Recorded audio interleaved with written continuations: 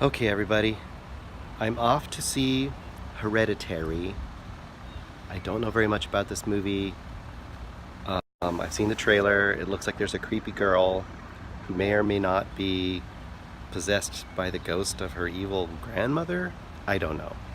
There's also some sort of thing with dollhouses or recreations of the house they live in. I don't know. Is it like a voodoo house?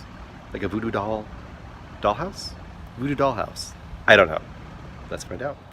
Hey everybody, it's the next morning.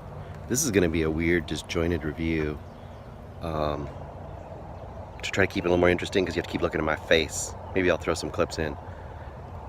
First of all, I really love the movie. A lot of people are going to hate the movie. So I guess a really good test out of the gate is if you saw that movie The Witch and hated it, this is not the movie for you. We'll discuss some more details later. So, it is 75 and I've got grass to mow. Hereditary review in pieces. Also, I think this will be the non-spoiler section, and the spoiler section will be done with miniatures because why not? Anyway, what I would like to say first is my first impressions were a couple of things. One, the sound design was really amazing.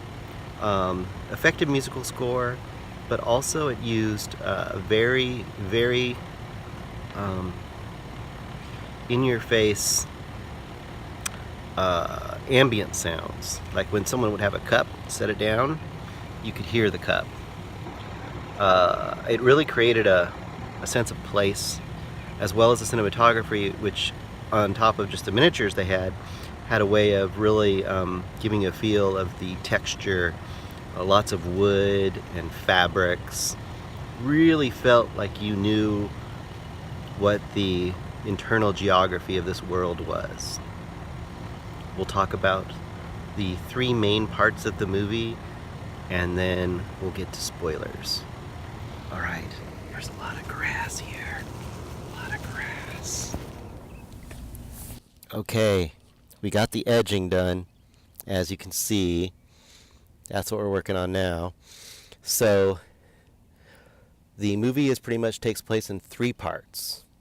Part one is the family dynamic right after the grandmother has died. You got a mother, a daughter, a father, and a son. And they seem to have a pretty dysfunctional relationship. The daughter is 13, possibly some developmental disabilities. It's a little hard to say. She was Grandma's favorite. And the family doesn't seem to like Grandma very much.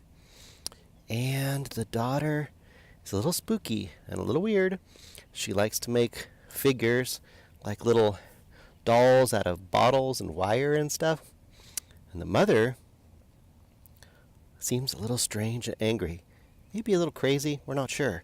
She makes a living off of making miniatures. Miniature sets of like real life events, like a hospice. Just a room in the family with the kid sleeping and a creepy grandma in the corner. Not sure why. Dad seems kind of detached. The son seems like a pretty normal teenage guy, probably 15 or 16. But he also seems like he might have some issues. Part two, a major event occurs in the family. Not going to say what. This is spoiler free. Part two is the unraveling of the family and the increase of the dysfunction and the possible onset of supernatural events, which I will not discuss in detail. And then after that, part three is where everything goes super bonkers and it either pays off for you or it doesn't pay off for you. And that is where some people will really lose it and some people will really love it. So, other than that, I will discuss a couple other non-spoiler issues after I've done a little bit more mowing. See you in a minute. Hey everybody, well, halfway done with the mowing. So I kind of gave you an idea of the basic structure of the movie, the three main parts. One thing I didn't really discuss was the style of the movie. For any of you who have seen Rosemary's Baby, and I know it's not, I don't really support watching Polanski's movies these days, based on his background. But he was a pretty excellent filmmaker, for sure. And Rosemary's Baby is definitely one of his, to me, his three masterpieces, which are Rosemary's Baby, Repulsion, and Chinatown.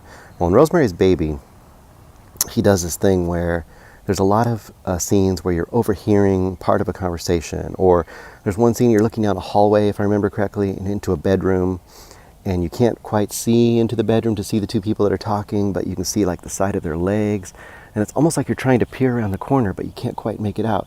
Very voyeuristic, like you're overhearing things, you're not quite catching things.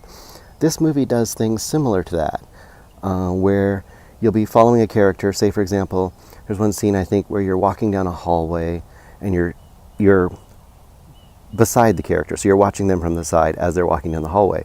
And in most films, you just keep following them, or you'd switch to a shot behind them or in front of them to see what they're seeing or where they're coming from.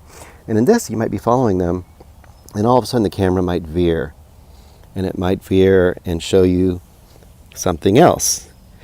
And while they're walking down the hallway, and you're not sure why you're doing that exactly, but it's a clue, obviously. It's something you're supposed to see. The filmmaker is very intentional about that. So I like how there's a lot of weird little details. There's a lot of weird little clues. So if you're into that sort of thing, almost like a puzzle, then I think you might really enjoy this movie. You might consider it a slow burn. You might consider it boring. But if you like that kind of thing, it's really good. Okay, I think we've given you enough to go off of with spoiler free. We're going to go into the spoiler section next, and that will be with miniatures. Hey everybody, here's the spoiler section.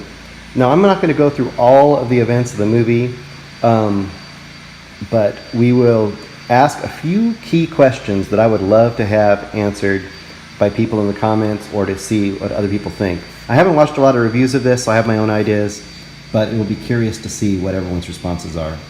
Sorry in the background, there's a vacuuming sound, but I think you all can handle it. So anyway, here's our main characters.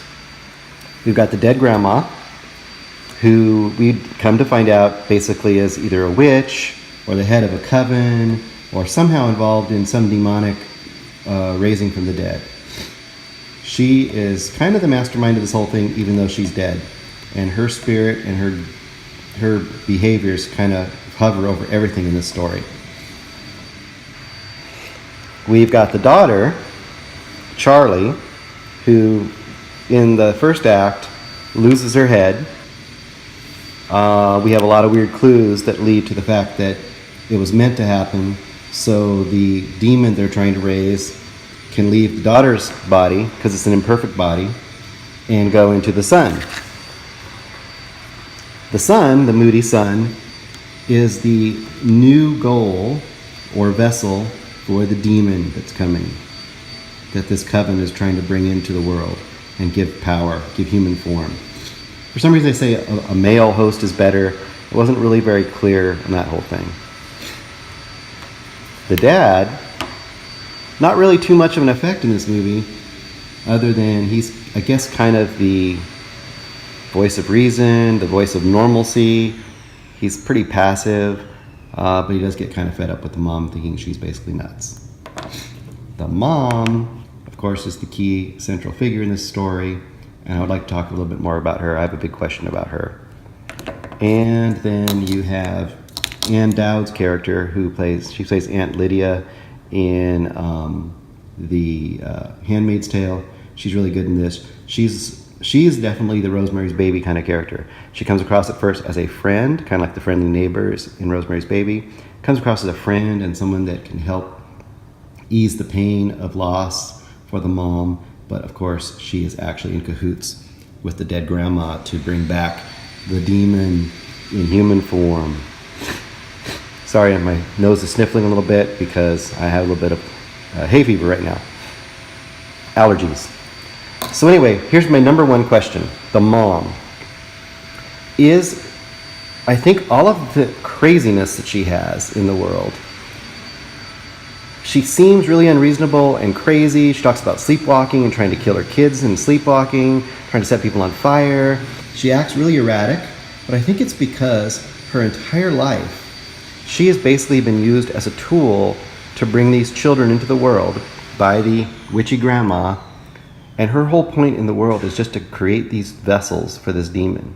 So she's kind of felt like she's been nuts her whole life, and I think she has subconsciously kind of known that these kids are going to be used for these evil purpose.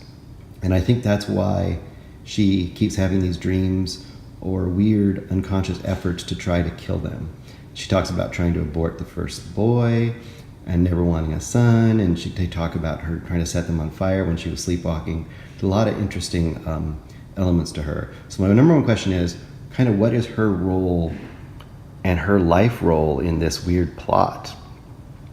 My number two question is, why the miniatures?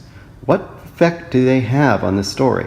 I mean, they're obviously would seem like they were something symbolic, like a fake world or my original thought was, I said voodoo dollhouse. I think in some ways it is kind of like that. I wonder also if maybe just for her, because her life is so weirdly controlled and out of control, and she's just kind of a tool or a puppet for all these forces she doesn't understand, that maybe this is the only way she can kind of control her environment is by creating these little mini environments of the events in her life. The one other question I would have is, what are a lot of the weird symbols we see in the movie? We see symbols, we see them on the pole, we see them on the telephone pole that causes her to lose her head, we see it on the wall, we see it in the medallions on the mom. I mean, I assume there's supposed to be some kind of a talisman or something that causes this kind of demonic worship. There's also a point in the movie, several points, where we see this words scratched on the wall of the daughter's room. And I think that those might even be almost like title cards for each section of the movie. So I'd be really curious to see what other kind of weird details people see in the movie. Anyway, I hope that helps and gives people some things to think about and talk about. Really cool movie, really weird. Kind of like this review being kind of weird. Sorry guys, bye.